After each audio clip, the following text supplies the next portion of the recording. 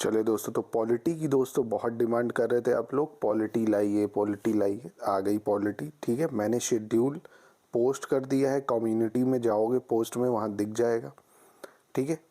कब क्या डालूंगा सब बता दिए। एक हफ्ते का शेड्यूल है ये, नेक्स्ट हफ्ते का फिर बता दूंगा, ठीक है। चलिए बिना किसी देरी के शुरू करते हैं। आज मैं 30 क्वेश्चन कराऊंगा, ठीक। कमेंट में बताइए क्या 50-50 के 20 सेट लगा दूं या 30-30 के करा दूं 30-35 सेट, जैसा हो कमेंट में बताइए, ठीक। शुरुआत करते हैं पहले क्वेश्चन से। वस्तु विक्रय अधिनियम, साझेदारी अधिनियम, भारतीय संविदा अधिनियम और कंपनीज अधिनियम, ठीक है। कौन कब आया इसकी क्रोनोलॉजी में इसको सेट करना है, ठीक है दोस्तों। तो चलिए बताता हूँ आपको क्रोनोलॉजी। तो सबसे पहले दोस्तों अगर हम लोग बात करें तो वस्तु विक्रय अधिनियम ये 1930 में आता है, ठीक है, याद रखना इंपॉर्टेंट है। साझेदारी अधिनियम 1932 में आता है, ठीक है, ये पहले का है, ये दूसरे का है। भारतीय संविदा अधिनियम सबसे पुराना है 1872, ठीक, ये तीसरे का है। कंपनीज अधिनियम लेटेस्ट है, 2013 का है, लेटेस्ट है। तो इस हिसाब से अगर चलो तो 3, 1, 2, 4 बिल्कुल सही है, यानी ऑप्शन सी हो जाएगा, ठीक है। कोई दुख परेशानी तो मुझे बता सकते हो, किसी तरह की दिक्कत। आज दूसरी तरह से शूट कर रहा हूँ, बताइएगा ये बेटर है या जो मैं पहले बता रहा था इससे पहले अंडरलाइन करके वो बेहतर था, ठीक है। चलिए दोस्तों आगे बढ़े। सेकंड क्वेश्चन देखते हैं। भारत सरकार द्वारा पर्यावरण संरक्षण अधिनियम कब पारित किया गया? बहुत आसान क्वेश्चन है, इन्वायरमेंट में भी पढ़ा होगा दोस्तों आपने इसको। 1986 में आया था इन्वायरमेंट प्रोटेक्शन एक्ट, ठीक है। चलिए आगे बढ़ते हैं। नीति आयोग की संचालन परिषद में राज्य का प्रतिनिधित्व कौन करता है? तो दोस्तों नीति आयोग की संचालन की परिषद में अगर पूछेगा कि राज्य का प्रतिनिधित्व कौन करता है तो ऑब्वियसली मुख्यमंत्री करेगा। कौन करेगा? मुख्यमंत्री करेगा। नीति आयोग बना था 2015 में। अब इसका चेयरमैन प्राइम मिनिस्टर होता है, ठीक है, इसको भी याद रखना। कोई दुख परेशानी तो बता सकते हो कमेंट में, ठीक है। चलिए आगे बढ़ते हैं। चौथा क्वेश्चन देखते हैं, बहुत ही अच्छा क्वेश्चन है। मैचिंग करनी है, कौन सा मैच है एकदम करेक्ट ये बताना है। सर्वोच्च न्यायालय में तदर्थ न्यायाधीशों की नियुक्ति, अनुच्छेद 127 बिल्कुल सही है ये। लोकसभा के अध्यक्ष 93 संविधान के अनुच्छेद में है, ये भी बिल्कुल सही है। संसद के सदनों का कार्यकाल 83, ये भी सही है। राष्ट्रपति द्वारा संसद के दोनों सदनों का विशेष संबोधन, ये गलत है क्योंकि ये 87 में आता है आर्टिकल, ठीक है। अब आप कहोगे यार सारे आर्टिकल पढ़ने पड़ेंगे क्या? नहीं, ये रिपीटेड क्वेश्चन है, यूपी पीसीएस में ये आए हुए क्वेश्चन है, यही बार बार रिपीट होते हैं, इसी में से मिल जाएंगे, ठीक है, परेशान होने की ज़रूरत नहीं है। चलिए नेक्स्ट क्वेश्चन देखा जाए। सॉरी, चलिए अरे बैक बढ़ जा, सॉरी। चलिए सो दोस्तों पांचवा देखते हैं। भारत के संविधान के अंतर्गत प्रशासनिक अधिकरण का संबंध है, ठीक है। सो दोस्तों प्रशासनिक अधिकरण जो है वो हमने आर्टिकल जो है आपको पता होगा 323A में है। क्यों? क्योंकि आपको पता है संविधान का पार्ट 14 याद रख लो, मोस्ट इम्पॉर्टेंट है। 315 से 323 ये बहुत महत्वपूर्ण है, ये डील करता है यूपीएससी से, ठीक है, लोक सेवा आयोग से, तो उसी में आता है ये, ठीक है, याद रखिएगा। छठा बहुत आसान है, आप कर सकते हो। कह रहे निम्नलिखित में से कौन सा मौलिक कर्तव्य नहीं है, ये बताना है। राष्ट्रगीत का आदर करना, सार्वजनिक संपत्ति की रक्षा करना, ठीक है, स्मारक एवं सार्वजनिक महत्व के स्थानों का संरक्षण करना, प्राकृतिक पर्यावरण की रक्षा करना व सुधार। तो मेरे प्यारे भाई ये गलत है। राष्ट्रगान की आदर करना है, राष्ट्रगीत का मेंशन नहीं है हमारी फंडामेंटल ड्यूटीज़ में, जो कि 4A में दी हुई हैं। कितनी फंडामेंटल ड्यूटी है? 11, ठीक है, याद रखना इसको। चलो आगे बढ़ते हैं। सातवां क्वेश्चन। किसी राज्य में सेवारत अखिल भारतीय सेवा के किसी सदस्य को पद से हटाने के लिए कौन अधिकृत है? ठीक है, समझे मेरी बात। राज्य में सेवारत है, अखिल भारतीय सेवा यानी क्या है? ऑल इंडिया सर्विसेज पे, तो उसको कौन हटा सकता है? केंद्र सरकार, संबंधित राज्य सरकार, भारत के मुख्य न्यायाधीश या भारत के न्यायवादी। तो दोस्तों ये केंद्र सरकार ही हटा सकती है। कौन हटा सकती है? केंद्र सरकार। ठीक है, इसको याद रखिएगा। 8वां ट्राई करिए दोस्तों। निम्नलिखित में से कौन निश्चित करता है कि एक विधेयक धन विधेयक है या नहीं? ठीक है, तो दोस्तों मनी बिल आपने पढ़ा होगा, संविधान अनुच्छेद 110 में जो वो लोकसभा का अध्यक्ष डिसाइड करता है कि वो मनी बिल है या नहीं है, उसका डिसीजन फाइनल होता है। ठीक है, चलिए दोस्तों आगे बढ़ते हैं।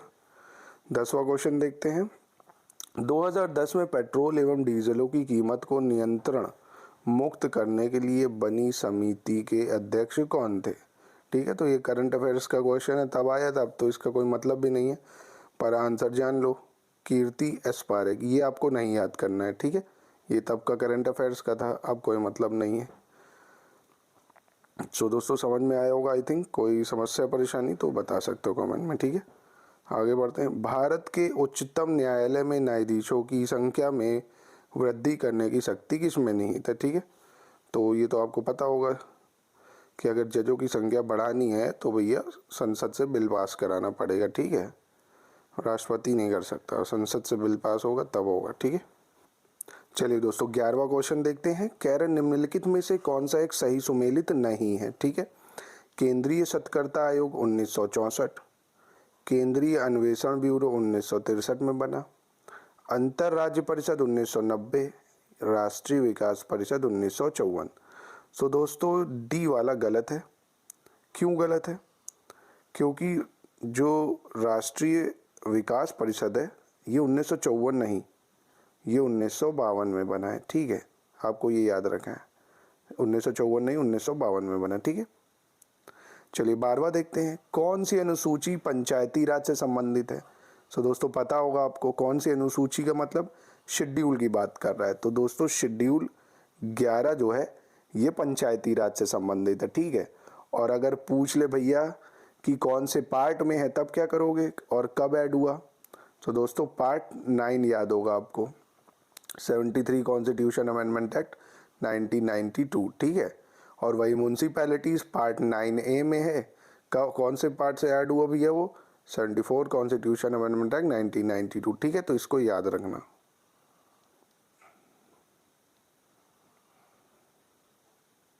चलिए दोस्तों 13वां बताइए। कह रहा है पश्चिम, मतलब यही बताना है कौन सा सही सुमेलित नहीं है इसमें भी, लोकसभा की सीटें। तो दोस्तों एक चीज़ और ध्यान रखना, लोकसभा की जो सीटें हैं वो ज़रूर याद कर लेना, एग्ज़ाम में बहुत काम आती हैं, क्योंकि एग्ज़ाम में बहुत आती हैं ये। ठीक है, एक चार्ट डाउनलोड कर लीजिएगा या बताइएगा, मैं दे दूँगा, गूगल करोगे मिल जाएगी। ठीक है, एक गवर्नमेंट की वेबसाइट से कहाँ पे क्या है ना, कई बार आता है वो। चलिए तो समझ लीजिए, पश्चिम बंगाल में 42 सीटें, ये बिल्कुल सही है। तमिलनाडु में 39 है, सही है। बिहार में 42 नहीं है, बिहार में 40 सीटें, ये गलत है। गुजरात में 26 है, सही है। एक चीज़ और याद रखो, जहाँ राज्यों में लेटेस्ट चुनाव हुए हैं जैसे MP, ठीक, राजस्थान, ठीक, छत्तीसगढ़ और तेलंगाना में भी हुए हैं शायद, यहाँ के लोकसभा की सीटें तो ज़रूर याद रख लो। यूपी की तो पता ही होगी आप सबको, 80 सीटें। ठीक है, ये ज़रूर याद कर लो एक बार, इम्पोर्टेंट है। चलो 14 पे आते हैं। निम्नलिखित में से कौन सा राज्य पश्चिमी क्षेत्रीय परिषद का सदस्य नहीं है? अब एक चीज़ समझो, जैसे भारत है ये पूरा, ठीक है, ये जोनल काउंसिल जो बना रखी है, जैसे दक्षिण की बना रखी है, केंद्र की बना रखी है, ईस्ट की बना रखी है, ठीक है, वेस्ट की बना रखी है, ऐसे ही कह रहा है पश्चिम की कौन नहीं है? ठीक है, महाराष्ट्र, गुजरात, राजस्थान या कोई नहीं। सो दोस्तों देखो, महाराष्ट्र और गुजरात ये पश्चिम की है, राजस्थान, पंजाब ये सब ईस्ट की हैं, मतलब पूर्व में आती हैं, तो राजस्थान नहीं है। ठीक है, ध्यान रखना दोस्तों। चलिए आगे बढ़ते हैं, कोई समस्या हो तो बताते रहिएगा, आपकी सेवा में तत्पर है हम सब। 15 क्वेश्चन। किस संवैधानिक संशोधन के द्वारा भारतीय संविधान के अनुच्छेद 19 में, ठीक है, जो कि फंडामेंटल राइट भी है, सहकारी समितियां जोड़ा गया? तो दोस्तों सहकारी समितियां मतलब कोऑपरेटिव सोसाइटी, तो ये 97 कॉन्स्टिट्यूशन अमेंडमेंट एक्ट 2011 से जोड़ा गया था। बहुत इंपॉर्टेंट है, याद रखिएगा। क्या बता सकते हो कौन से पार्ट में है संविधान के? कमेंट में बताना ज़रा, ठीक है, संविधान के पार्ट में भी जोड़ा गया था इसको। चलो कह रहे हैं 16 क्वेश्चन बताइए, भारतीय संविधान के 6ठी अनुसूची के प्रावधान किस राज्य पर लागू होते हैं। बहुत आसान है दोस्तों, ये भी बता सकते हो आराम से। तो आपने पढ़ा होगा AMTM, क्या पढ़ा है AMTM, मतलब असम, मेघालय, त्रिपुरा, मिजोरम। ठीक है, अब यहाँ पे क्या दिख रहा है, सिर्फ त्रिपुरा, त्रिपुरा हो गया। ठीक, लड्डू क्वेश्चन। चलो नेक्स्ट देखते हैं क्वेश्चन नंबर 17। पूर्वोत्तर के वह 4 राज्य कौन से हैं जो समान रूप से गुवाहाटी उच्च न्यायालय से संबंधित है। ठीक है, मतलब एक ही गुवाहाटी न्यायालय है, वही सबके जुरिस्डिक्शन देखता है। तो असम, नागालैंड, मिजोरम, अरुणाचल प्रदेश। बहुत इंपॉर्टेंट है, याद रखना। ठीक है, अब भारत में कितने हाई कोर्ट है, 26 हाई कोर्ट है। जैसे देखो, ये वेस्ट बंगाल है, वेस्ट बंगाल का हाई कोर्ट जो है ये अंडमान निकोबार को भी देखता है। ठीक है, केरल का हाई कोर्ट लक्षद्वीप को देखता है। चंडीगढ़ का में जो हाई कोर्ट है वो पंजाब, हरियाणा इसका कॉमन है ना। तो ऐसे करके हाई कोर्ट भी याद कर लेना। ठीक है, इंपॉर्टेंट चीज़ों को नोट कर लो, क्या क्या आपको याद करना है। कॉमन हाई कोर्ट ज़्यादा होगा मुझे बताना, मैं करा दूंगा। ठीक है, अभी हाई कोर्ट खैर अभी चैप्टर में आएगा। चलो नेक्स्ट देखते हैं। भारत में प्रथम लोकसभा के अध्यक्ष कौन थे। जीवी मावलंकर हैं। कौन थे, जीवी मावलंकर। बहुत इंपॉर्टेंट, कई बार आ चुका है। 19 भारत के संविधान का अनुच्छेद 371 कुछ भारतीय राज्यों के लिए विशेष प्रावधान करता है। ठीक है, नीचे दिए गए राज्यों में कौन इस अनुच्छेद के अंतर्गत नहीं आता है, ये बताना है। सो दोस्तों देखो, 371 में महाराष्ट्र, गुजरात, गोवा, कर्नाटक, आंध्र प्रदेश, तेलंगाना, ठीक है, ये सब आते हैं। याद रख लेना, महाराष्ट्र, गुजरात, गोवा, कर्नाटक, आंध्र प्रदेश और तेलंगाना। ठीक है, एग्जाम में पूछ सकता है। तो इसका क्या सही उत्तर हो जाएगा, केरल नहीं है। ठीक है, चलिए दोस्तों 20वां क्वेश्चन ट्राई करते हैं। 20वां क्वेश्चन कह रहा है, विधान परिषद के कुल सदस्यों की संख्या के कितने सदस्य राज्य विधानसभा द्वारा चुने जाते हैं। तो पहले तो एक चीज़ समझो, जैसे एक विधानसभा है, एक विधान परिषद है। ठीक है, अब जैसे उत्तर प्रदेश में 400 लोग हैं और यहाँ विधान परिषद में जो है वो 100 लोग हैं। ठीक, अब इसको चुनने का तरीका, इनको हम नहीं चुनते हैं, हम इनको चुनते हैं। ठीक है, अब ये लोग इनको चुनते हैं। अब खाली यही लोग नहीं चुनते हैं, कौन कौन चुनता है, अब तरीका समझिए। जैसे 1/3 जो पार्षदों को वोट देते हो, जिसको पार्षद बोलते हो, नगर निगम वाले, और गांव में पंचायती हो गए। ठीक है, ये लोग वोट देंगे 1/3 लोगों को। ठीक, 1/12 सदस्यों को वोट देंगे हम लोग। हम लोग का मतलब जो ग्रेजुएट हैं, 3 साल के ग्रेजुएट, ध्यान रखना है, ध्यान से सुनिएगा। 1/3 सदस्यों को चुनते हैं जो विधानसभा के सदस्य हैं, ये वाले सदस्य, समझ रहे हो मेरी बात ना। और बाकी जो 1/6 हैं उनको राज्यपाल नामांकित कर देता है। ठीक है, याद रखिएगा। कोई समस्या परेशानी हो तो कमेंट में अपने भाई से पूछ सकते हो। ठीक है, चलो और नेक्स्ट क्वेश्चन देखते हैं 21। निम्नलिखित उद्देश्यों में से कौन सा एक भारत की संविधान की प्रस्तावना में वर्णित नहीं है। ठीक है, विचार की स्वतंत्रता, आर्थिक स्वतंत्रता, अभिव्यक्ति की स्वतंत्रता या विश्वास की स्वतंत्रता। तो दोस्तों आर्थिक स्वतंत्रता ये नहीं मेंशन है, क्योंकि freedom of thought, expression, belief, faith and worship, 5 तरह की स्वतंत्रता है हमको। ठीक है, पर आर्थिक नहीं है उसमें कहीं से भी। चलिए बहुत बढ़िया, 22 क्वेश्चन देखते हैं। कह रहा है 22 क्वेश्चन में भारतीय संविधान के किस अनुच्छेद में राज्य निर्वाचन आयोग का गठन है। समझ रहे हो, एक तो इलेक्शन कमीशन ऑफ इंडिया है, ठीक है, और दूसरा है राज्य निर्वाचन आयोग। एक इलेक्शन कमीशन और दूसरा राज्य निर्वाचन आयोग। तो दोस्तों ये राज्य, एक चीज़ तो पता होगी आपको ना, एक सेंटर में होते हैं जो इलेक्शन कमीशन है, वो आर्टिकल 324 में है जी, केंद्र के जो चुनाव कराता है, विधायकों के चुनाव कराता है, ठीक है, राष्ट्रपति के चुनाव कराता है, ये सब। पर जो नगर पालिका के चुनाव होते हैं और नगर निगम के चुनाव होते हैं, ये राज्य विधान परिषद का राज्य निर्वाचन आयोग कराता है, जो कि 243 के में है। ठीक है, और ये तभी बना था जब भैया नगर पंचायत बनी थी, 73rd कॉन्स्टिट्यूशन अमेंडमेंट एक्ट 1992 के टाइम। ठीक है, चले बहुत बढ़िया। नेक्स्ट क्वेश्चन देखते हैं 23 बहुत अच्छा क्वेश्चन है दोस्तों, बहुत ही ज़्यादा अच्छा है। कह रहा निम्नलिखित अनुच्छेदों में से कौन सा एक भारत के राष्ट्रपति को क्षमादान की शक्ति देता है। मतलब भारत का राष्ट्रपति किस आर्टिकल के थ्रू क्षमादान कर सकता है। तो दोस्तों बहुत आसान था ये। सो दोस्तों आसान है ये, आप भी कर सकते थे इसको, और ये बहुत ही इंपॉर्टेंट भी आर्टिकल है, याद कर लो। पार्डनिंग पावर ऑफ जो प्रेसिडेंट है, मतलब क्षमा करने की, वो 72 है। गवर्नर की अगर पूछ ले तो वो 161 है। मोस्ट इम्पॉर्टेंट है, याद रखिएगा। ऐसे ही 2 आर्टिकल और है। प्रेसिडेंट की ऑर्डिनेंस मेकिंग, मतलब ऑर्डिनेंस को बोलते हैं शायद विधायक, कुछ बोलते हैं ऑर्डिनेंस को, दोस्तों क्षमा करना। एक्चुअली मेरा पूरा बैकग्राउंड इंग्लिश का है, मैं फिर भी हिंदी में सब कुछ पढ़ा रहा हूँ, तो थोड़ा माफ़ी चाहूँगा आपसे। इतना तो मैं आपसे एक्सपेक्ट कर सकता हूँ।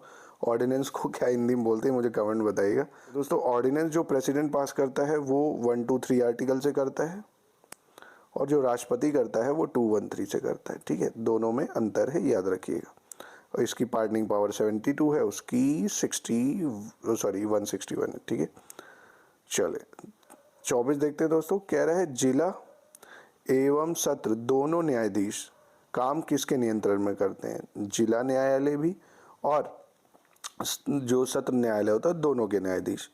तो मेरे भाई दोस्तों मेरे, ये जो राज्य का उच्च न्यायालय है उसके अंदर में ये लोग काम करते हैं, याद रखिएगा, इम्पोर्टेंट है, कंफ्यूज कर सकता था आपको। ठीक है, चले आगे बढ़ते हैं, देखते हैं 25 क्वेश्चन। अरे यार क्या हो रहा है, सॉरी यार, ये पहली बार मैं कर रहा हूँ ये ऐसे रिकॉर्ड, थोड़ा सा माफ़ी चाहूँगा आपसे मेरे भाई। बताइएगा ये तरीका सही है या जो इससे पहले के मैं करा रहा था वो? मुझे इसमें आसानी ज़्यादा हो रही है कि यहाँ पे पेन बना हुआ, मैं स्क्रॉल कर दे रहा हूँ, समय बच जा रहा है मेरा। ठीक है, थोड़ा सा एडजस्ट कर लेना मेरे भाई। 11वें मौलिक कर्तव्य को भारत संविधान में किस वर्ष शामिल किया गया? तो दोस्तों जैसा कि मैंने इससे पहले बताया कि फंडामेंटल राइट हमारे कौन से आर्टिकल में दिया हुआ है, मतलब 10 फंडामेंटल राइट हैं पार्ट 4A में। ठीक है, ये कौन से कॉन्स्टिट्यूशन अमेंडमेंट से ऐड हुए थे? तो ये 42 कॉन्स्टिट्यूशन अमेंडमेंट एक्ट 1976 से ऐड हुए थे, ये भी पता होगा आपको। ठीक है दोस्तों, तो 11वीं फंडामेंटल ड्यूटी अगर पूछ ले कब ऐड हुई तो ये भी आपको पता होगा अगर आपने पढ़ा है। तो ये दोस्तों 2002 में हुई थी, 86th कॉन्स्टिट्यूशन अमेंडमेंट एक्ट 2002। ठीक है, मोस्ट इम्पॉर्टेंट है, याद ज़रूर रखिएगा। चलिए अच्छी बात है। 26 देखते हैं दोस्तों, 26 क्या कह रहा है? चलिए दोस्तों, कह रहा है 84वें संवैधानिक संशोधन अधिनियम के तहत या उसके अनुसार किस वर्ष तक लोकसभा में मौजूदा सीटों की कुल संख्या में परिवर्तन नहीं होगा? ठीक है, मतलब हम लोग जो सेंसस ले रहे हैं 1971 वाला, उसी के हिसाब से चलेगा, कोई परिवर्तन नहीं होगा। तो ये दोस्तों 2026 तक फिक्स है, क्योंकि अभी जनगणना लेटेस्ट आई नहीं, कोविड की वजह से 21 में होनी थी। तो 2026 तक डिलिमिटेशन कमीशन उसी जनसंख्या पर होगा। उसके बाद लोकसभा की सीटें दोस्तों जो बढ़ेंगी, अब एक चीज़ समझो, 10 लाख पे एक सीटें होनी थी। ठीक है, आज संसद में 552 है, 2 तो हट ही गए, 550 समझो। एक एमपी 10 लाख लोगों को रिप्रेजेंट करता है, मतलब ये जो एमपी हैं ये सिर्फ 55 करोड़ लोगों को रिप्रेजेंट कर पा रहे हैं, जो उस टाइम संख्या थी। और आज भारत की जनसंख्या 150 करोड़ पहुंच गई होगी, देख रहे हो, और एमपी अभी भी उतने हैं, तो इनको डबल करने की ज़रूरत है। मतलब हम लोगों को चांसेस है बढ़िया सांसद वगैरह बनने के। ठीक है, चलिए खैर, याद रखिएगा ये महत्वपूर्ण है, एग्ज़ाम में पहले अधिकारी बनिए फिर नेता बनिए। ठीक है, चलिए आगे बढ़ते हैं। निम्नलिखित कथनों पर विचार करना है और बताना है सही उत्तर। भारत का राष्ट्रपति अपने पदभार ग्रहण करने की तिथि से 5 वर्ष की अवधि तक कार्यरत रहता है। जी हाँ, ये बिल्कुल सही है भाई, जब वो बैठता है 5 वर्ष तक रहता है, जुलाई में उसको हटना पड़ेगा, नो मैटर व्हाट, चुनाव हो जाने चाहिए उससे पहले। राष्ट्रपति यदि आवश्यक हो तो अपना त्याग पत्र भारत के सर्वोच्च न्यायालय के मुख्य न्यायाधीश को प्रस्तुत कर सकता है। तो ये दोस्तों क्या सही बात है? तो बिल्कुल, अगर ज़रूरत पड़ेगी तो ये बिल्कुल उसको कर सकता है। ठीक है, दोनों ही सही उत्तर हैं।